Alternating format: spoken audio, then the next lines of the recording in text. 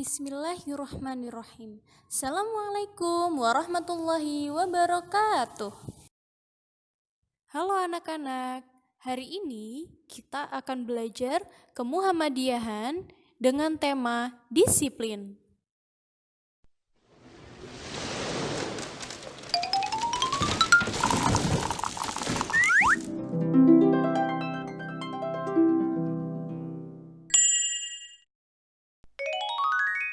Surah Al-Asr.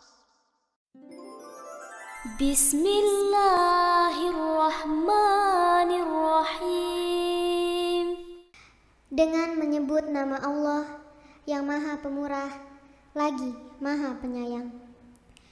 Wal 'asr, demi masa.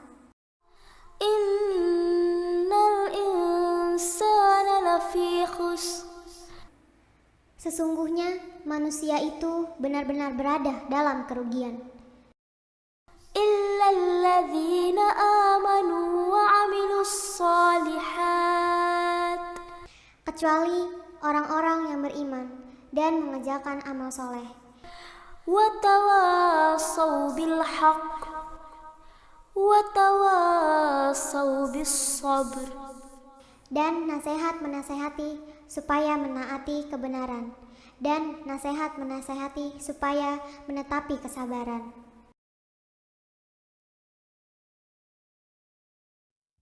A. Menghargai waktu. Dalam surah Al-Asr, Allah Subhanahu wa Ta'ala mengingatkan kita tentang pentingnya menghargai waktu. Waktu yang kita miliki seharusnya digunakan untuk melakukan kebaikan. Jika digunakan untuk perbuatan yang tidak bermanfaat, maka kita akan merugi. Surah Al-Asr menjelaskan bahwa semua manusia akan mengalami kerugian, kecuali orang-orang yang melakukan 4 hal ini. 1. Beriman, 2. Beramal saleh, 3. Berpesan dalam kebenaran, 4. Berpesan dalam kesabaran. B. Mensyukuri nikmat waktu. Di antara bentuk mensyukuri nikmat waktu adalah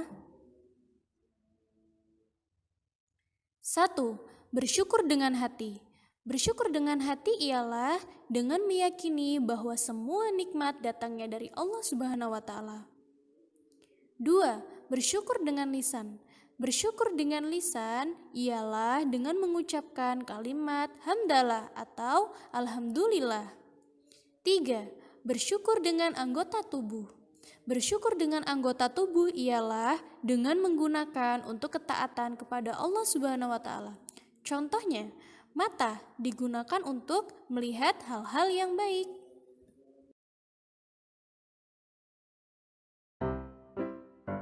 Hai sobat cilik semuanya, sehat semua kan ya? Semoga sehat selalu ya.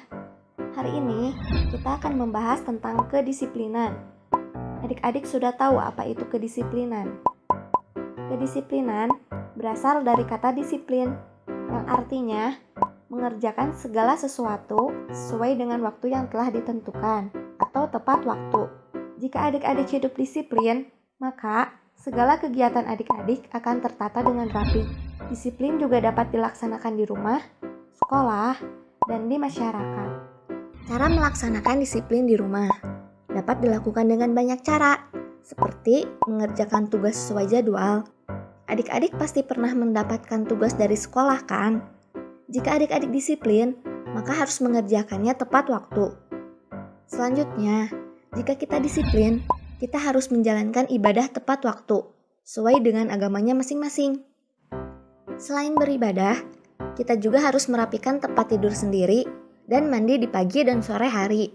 Ternyata tidak hanya itu saja, disiplin di rumah juga bisa kita lakukan dengan makan tepat waktu, yaitu pada pagi, siang, dan malam, serta berangkat ke sekolah tidak terburu-buru dan tepat waktu.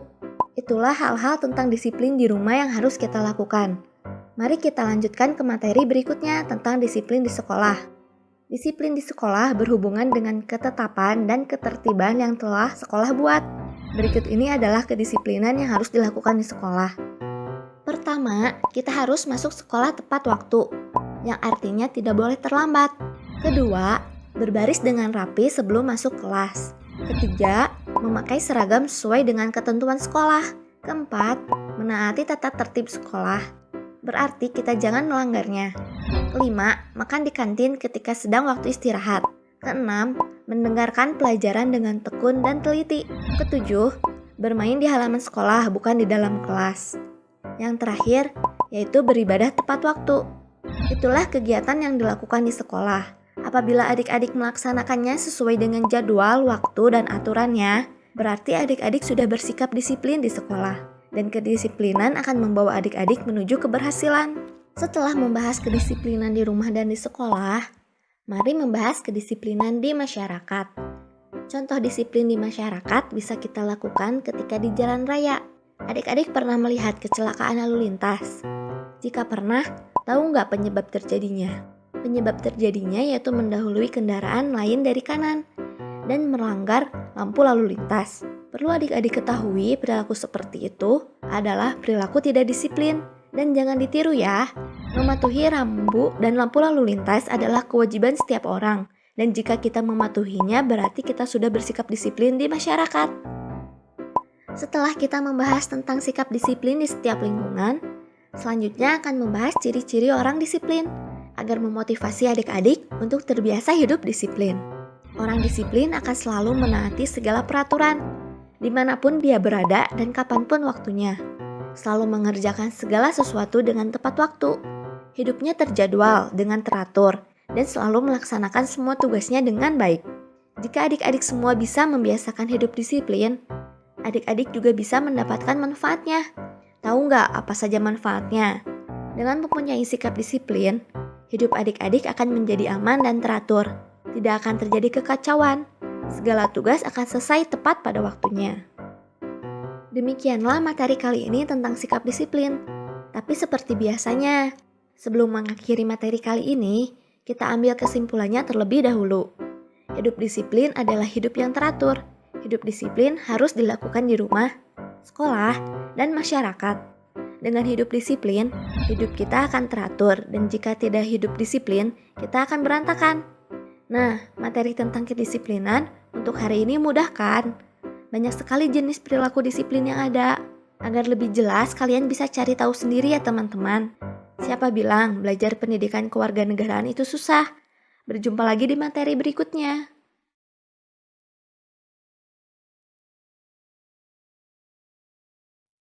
D.